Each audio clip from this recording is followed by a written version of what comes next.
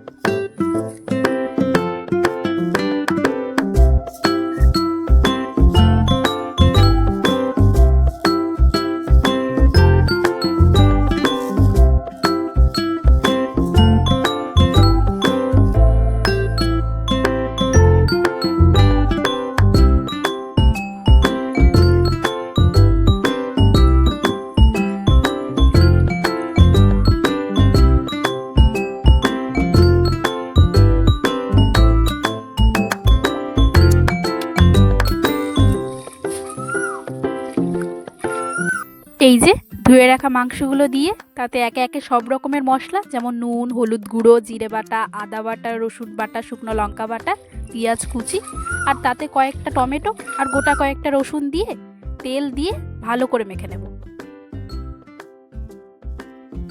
মা ঠাম্মারা বলতো এই মাখানোর উপরেই নাকি রান্নার স্বাদ নির্ভর করে।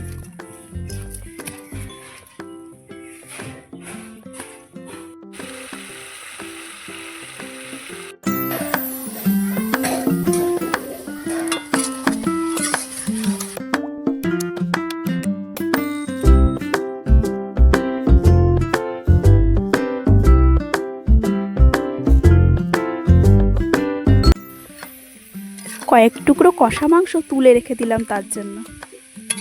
তো চলো এবার ভালোভাবে কষিয়ে নিই।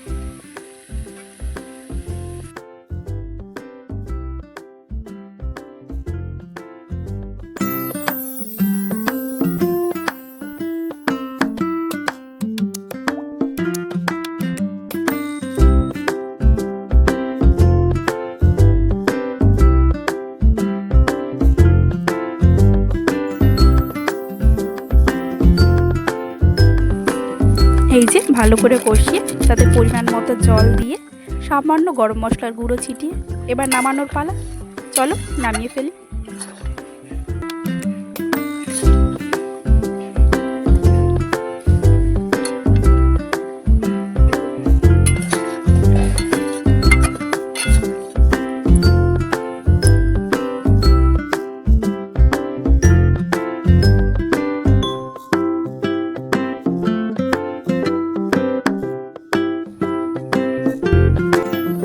এই যে গোটা রসুন দিয়ে লাল লাল মুরগির মাংসের ঝোল রেডি।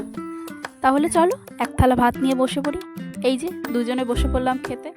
কি আর বলবো, রসুন নিয়ে তো কাড়াকাড়ি, কে কটা নিতে পারে। তো চলো, সত্যি বলছি খুব ভালো হয়েছিল। একবার হলেও বাড়িতে ট্রাই করো, আশা করি খুব ভালো লাগবে। তো আমার এই রান্নাটি বা ভিডিওটি কেমন লাগলো তোমরা সবাই কমেন্টে জানিও। ভালো লাগলে অবশ্যই লাইক, কমেন্ট, শেয়ার আর সাবস্ক্রাইব আর ফলো করতে ভুলো না। তো চলো, টাটা।